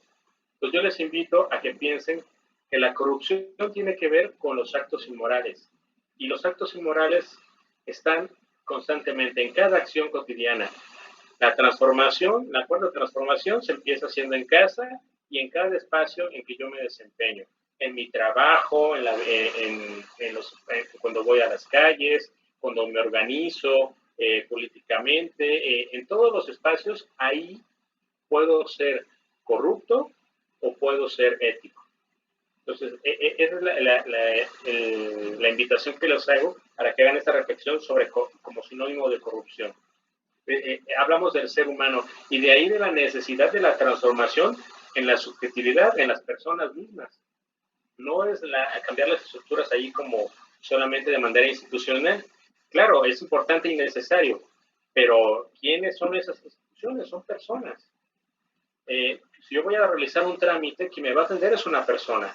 Por mucho que la parte institucional esté más o menos ahí coaccionada, coartada legalmente y ya no se permitan otros tipos de acciones o estén las lagunas ahí legales, siempre habrá la posibilidad de que si esa persona quiere actuar de manera corrupta, lo va a poder hacer. Se dice que nosotros somos muy creativos y parte de esa creatividad mal encausada permite también la corrupción a la cual hemos llegado, ¿no? Entonces, la corrupción debe de ser sinónimo de inmoralidad. En la medida en que nos volvamos más éticos, haremos realmente esta revolución de las conciencias, cambiando esta mentalidad, cambiando esta forma de pensamiento, donde no solamente pensamos de manera egoísta en nosotros, sino pensamos en la comunidad, pensamos en la humanidad. Actualmente es urgente pensar en términos de humanidad. No basta con pensar en mi familia, en mi grupo social, en mi nación, ni siquiera es importante, o mi cultura. Hay que pensar en términos de la humanidad. Hay casos muy claros donde podemos ver las implicaciones de la humanidad y la economía y el tema ambiental son los ejemplos más claros. Pero piensa en la educación es igual. ¿Qué tipo de educación hay en lo que se promueve por la UNESCO, la OCDE? ¿Son los mismos proyectos educativos que fomentan? ¿Qué tipo de personas quieren educar? Todo eso hay que pensarlo en términos universales, en términos de la humanidad. Las relaciones, ahora que se habla de justamente, podemos pensar ahora Bolivia, nuevamente regresa la izquierda en Bolivia. ¿En qué medida podemos pensar en relacionarnos como una Bolivia en el gobierno? Y en ese sentido, un movimiento más amplio, más internacional también en ese sentido, ¿no? Pero quiero también destacar otra idea importante, el pluralismo. Morena habla del pluralismo, ¿no? Que aquí se aceptan hombres y mujeres de diferentes razas, género, origen económico, diversidad, ¿no? Es parte de los principios de Morena. Está bien, eso está bien, pero hay que tener muy claro que la pluralidad no quiere decir que se acepta cualquier cosa. Eso hay que tenerlo muy claro. Y justamente la formación ética es la que nos permite tener los criterios claros para decir esta persona no puede disfrazarse o ocultarse en este afán de pluralismo, como muchos discursos llegan a suceder. No, pues es parte del movimiento plural, ¿no? Yo pienso diferente, me tienes que respetar mi forma de pensamiento. Bueno, pero si tu forma de pensamiento va en contra de los principios de Morena, es tan absurdo como, otra vez, el ejemplo creo que es muy representativo, ¿no? Una persona que se diga cristiana y no quiere cumplir con los 10 mandamientos, pues entonces, ¿cómo se dice cristiana, no? O eres o no eres, ¿no? Entonces, hay ciertos principios que hay que cumplirse. Y ese es el marco que permite regular la pluralidad. Y eso creo que no está muy claro en Morena. Sí, hay una inclusión, pero esa inclusión dentro de ciertos principios, dentro de ciertos marcos. De ahí que podemos decir que Lili Telles no representa Morena porque no sigue los principios de Morena. Y no es un autoritarismo o sectarismo de decir, es porque no respetas la pluralidad de pensamiento. No, es una cosa muy diferente. La pluralidad, o una forma distinta de plantearlos.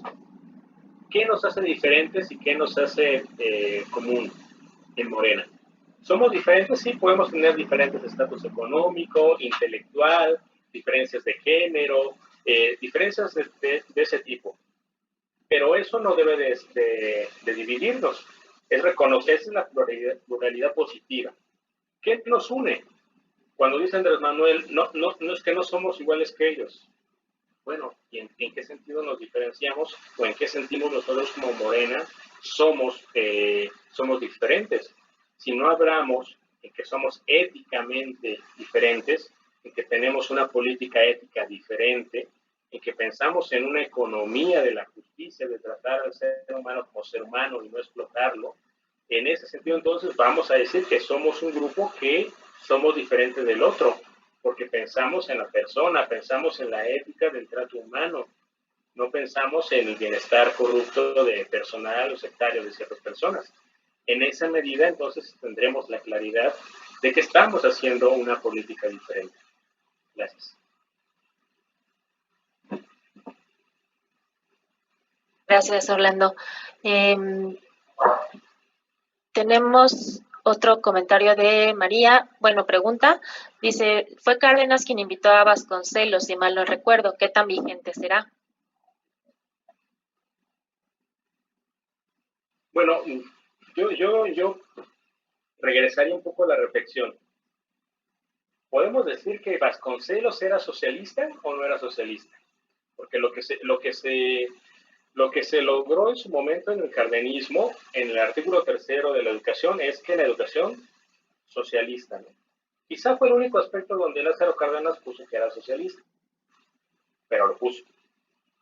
De ahí que podemos pensar en las escuelas normales rurales. ¿Por qué las escuelas normales y rurales actualmente siguen siendo un problema para la derecha? ¿Por qué sucedió Ayotzinapa?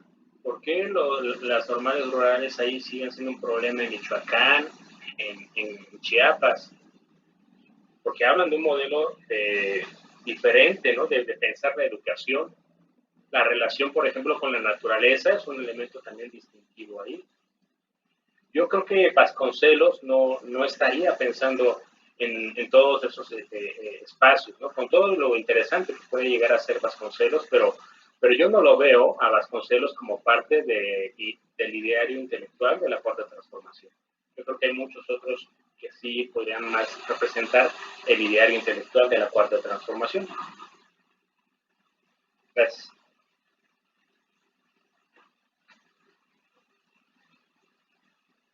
Perdón. Dice Guadalupe, sería muy bueno poner cápsulas de este tipo en los chats de la asamblea porque tienen pensamiento crítico. Bueno, de la asamblea. ¿Por qué tienen pensamiento crítico las escuelas normales rurales? No. Perdón. Son dos cosas y no le puse punto y aparte. Ya. Sería muy bueno poner cápsulas en el chat de la asamblea, en los dos chats, por ejemplo, inmoralidad, todo lo que nos acabas de decir, es muy bueno. Y de ahí que se pueda replicar a los otros chats que tienen las personas. Y lo de las escuelas normales rurales son problemáticas así lo ve la mayoría de la gente, porque ellos sí tienen un pensamiento crítico, porque salen de lo más profundo del México, ¿sí? De las poblaciones que no tienen medios para subsistir, de ahí salen y han salido muy buenos maestros críticos y que han evolucionado con esta educación. Eso es todo. Gracias. Sí, muchas gracias por tu propuesta, Guadalupe. Sí, lo voy a considerar para hacerme un espacio y poder considerar estas cápsulas. Y sí, bueno, las escuelas normales son un ejemplo interesante a reflexionar. Bueno, como ustedes saben, yo soy filósofo y me he interesado dentro de la filosofía de la educación. Y una pregunta clásica, clave que uno siempre tiene que pensar es cuál es el tipo de persona que se desea educar en cada proyecto educativo, ¿no? Por ejemplo, piensen ustedes en cuántos sistemas educativos muy distintos existen para acreditar el nivel medio superior. No es lo mismo si yo estudio en un CCH, en una vocacional, en un bachilleres, en un CETIS, un CECATI, y así hay más de 30 niveles. Y en unos son más humanistas, otros son más técnicos, pero en todos ellos hacia qué tipo de ser humano están apuntando en esa formación. Si la formación humana a lo mejor debe apuntar en una formación integral, es decir, en esta división que normalmente se hace entre 4 áreas, la formación física, matemática, química, biológica, económica, administrativa y de humanidades y ciencias sociales, y todas esas deben de ir en conjunto, ¿por qué hacer toda esta separación? Claramente hablamos de un sistema diverso como es el mexicano, complejo y una diversidad cultural, pero también de proyectos políticos y educativos muy diferentes.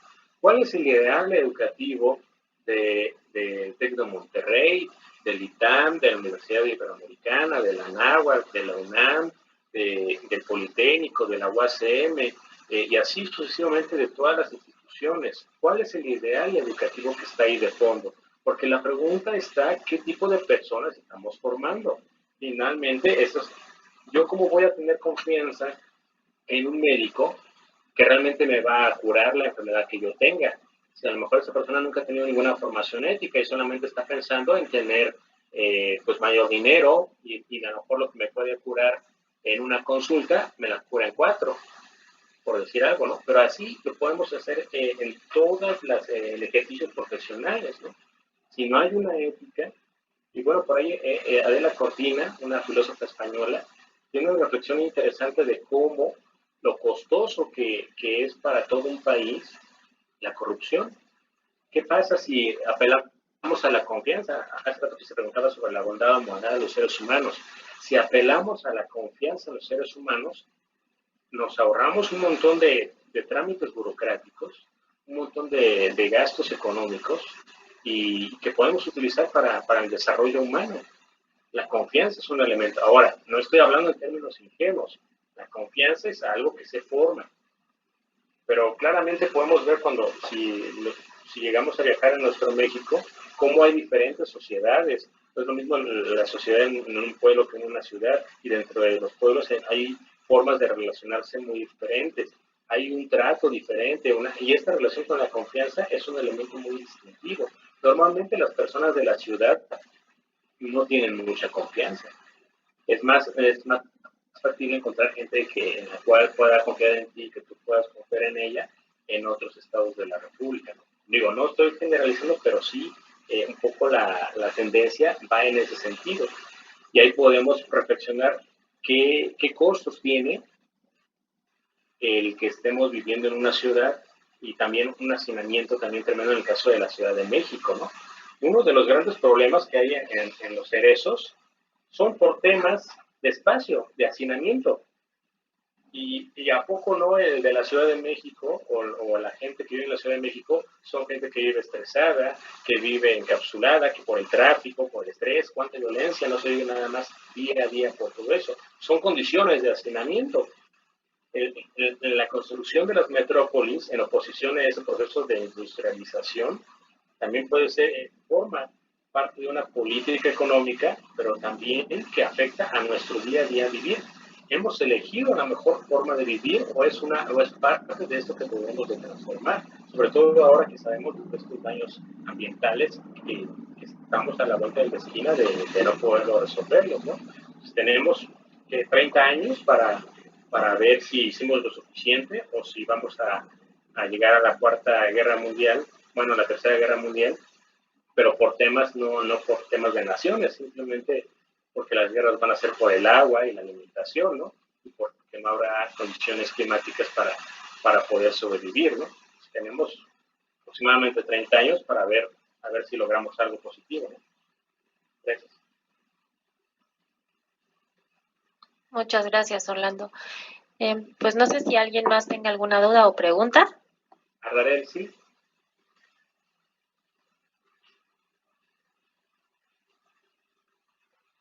¿Ahí me escucho? Sí. Sí. Ah, bueno, pues gracias. Muchas gracias, Nuria. Muchas gracias, Orlando. Yo tengo primero un reconocimiento a este equipo, a Nuria y a quienes estén ahí participando, y a Orlando, agradecerte de verdad estos cursos que creo fundamentales. Y bueno, al estarlos tomando contigo y todo lo que me hierve la cabeza en las ideas y reflexiones, pues entiendo que lo haces, Orlando, como un deber ser, ¿no? Como un imperativo categórico que entonces hace que te compromete como ciudadano y a Nuria y todos, y lo hacen sin recibir ni esperar recibir nada a cambio, sino como por un compromiso precisamente ético de difundir y socializar el conocimiento y esta conciencia de diferenciar entre lo moral y lo ético.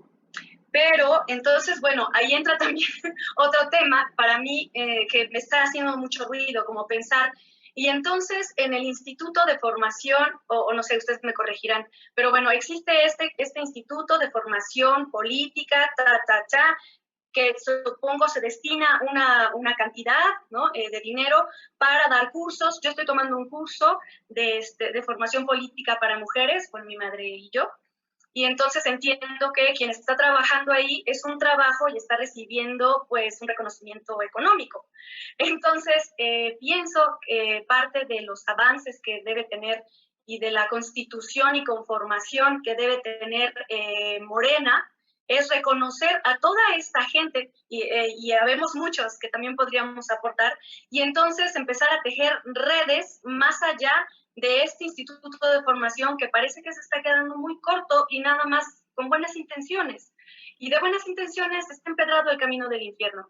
Entonces, de verdad pienso que hay mucha gente, igual la participación y de sugerencia de Guadalupe, me pareció súper pertinente y buenísima, ¿no? Como hacer cápsulas y difundirlo, pero claro, eso es más chamba, ¿no? Y más chamba que y más trabajo que, bueno, uno lo hace, en tu caso, ahora que estás dando este curso, Orlando, lo haces por este compromiso ético.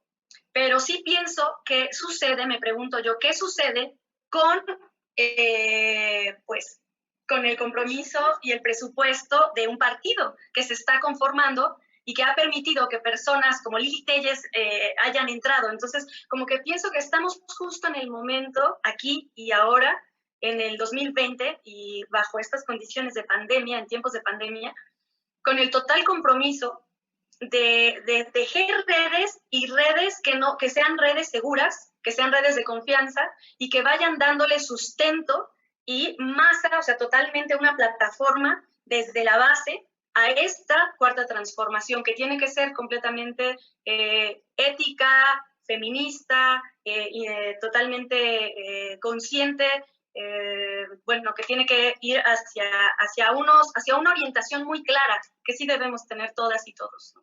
Pero bueno, pues eso nada más y gracias Orlando.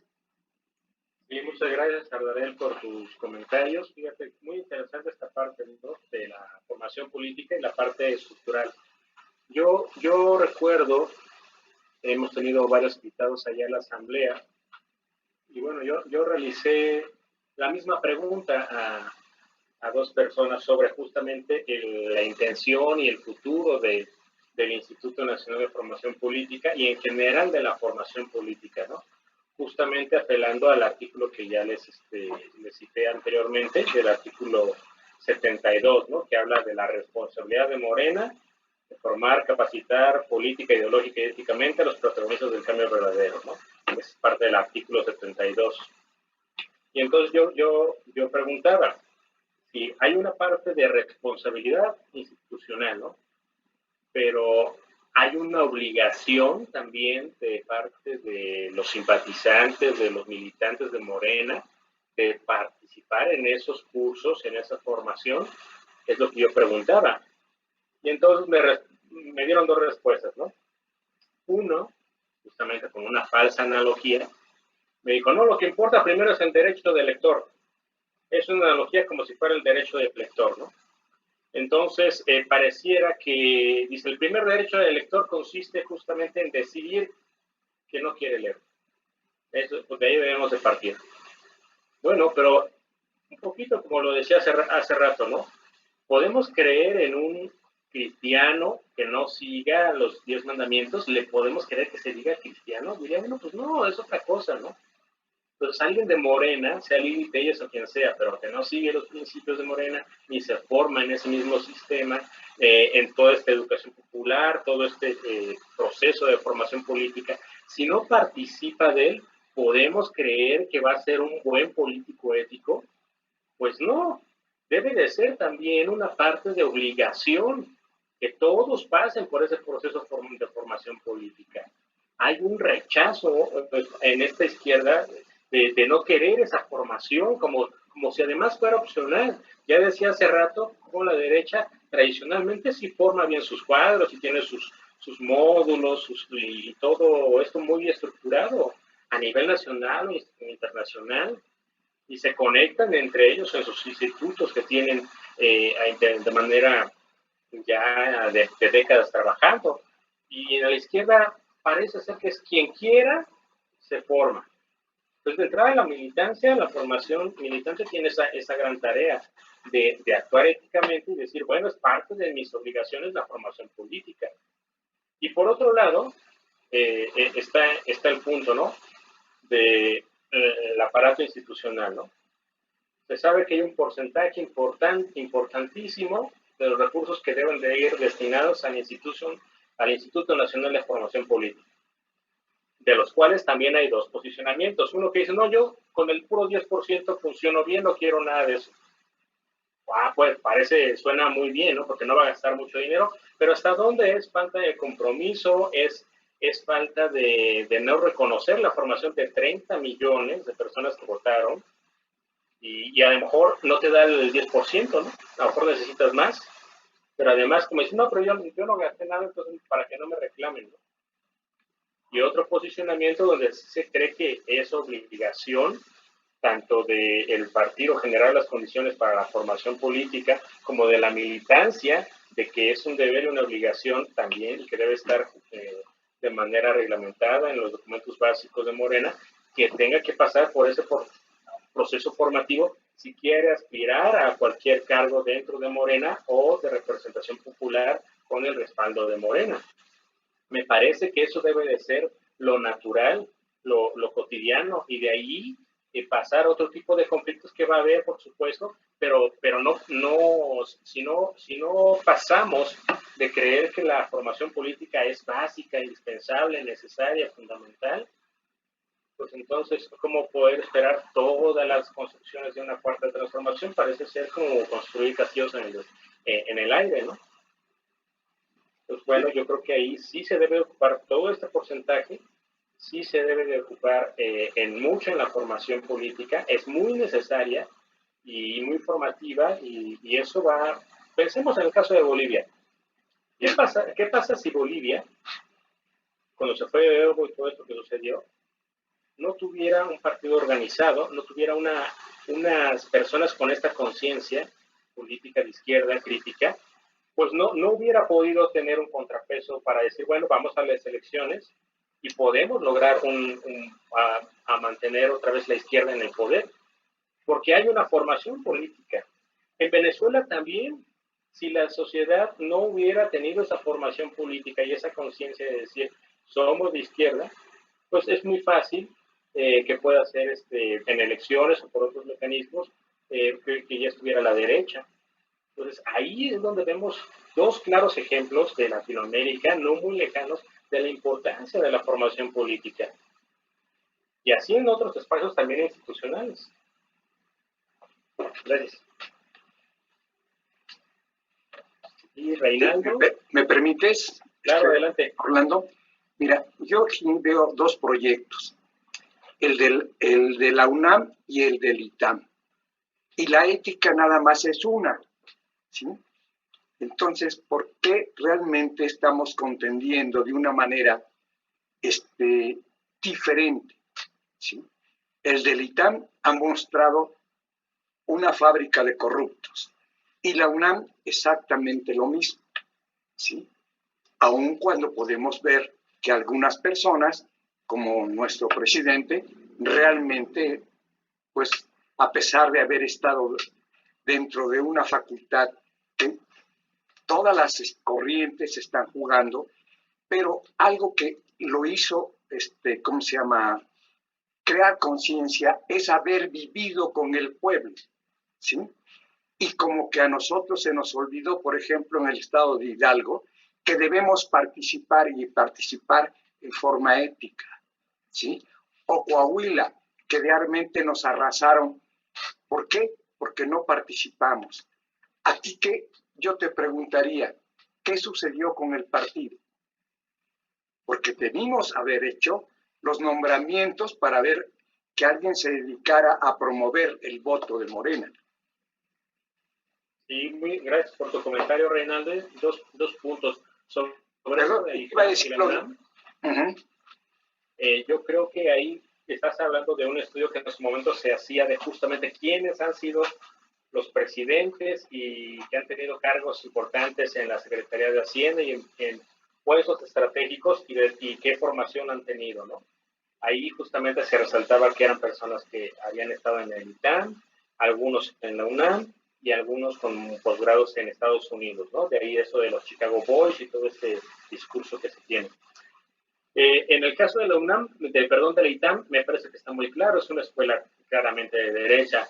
En el caso de la UNAM, no diría que tal cual es así. En el caso de la UNAM, depende, ¿no? Depende de quién hablemos de la UNAM, podemos decir si es de izquierda o de derecha, pero sabemos que ahí confluyen los dos.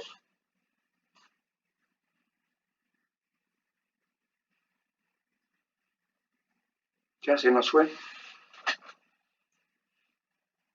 Te quedaste congelado, Orlando. Sí, a lo mejor fue su internet. Sí. A lo mejor ahorita se conecta.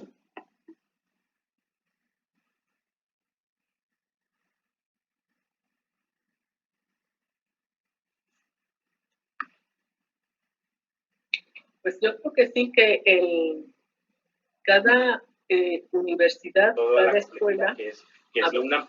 Y así hay otro... Ay, Orlando, te quedaste no te escuchamos y te quedaste como pasmado. Tiene apagado su micrófono. Tienes apagado tu micrófono. Perdón. Ya. Ya regresé.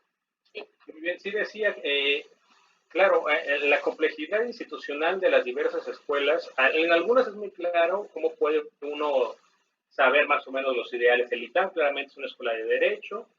El Tecnológico de Monterrey, basta con ver su historia, está inspirada en el Instituto Tecnológico de Massachusetts, y por mucho que esté Chomsky ahí, pues es una escuela dentro de un sistema del modelo de educación estadounidense, no debemos de perder de vista eso, y así podemos hacer los análisis distintos en cada institución.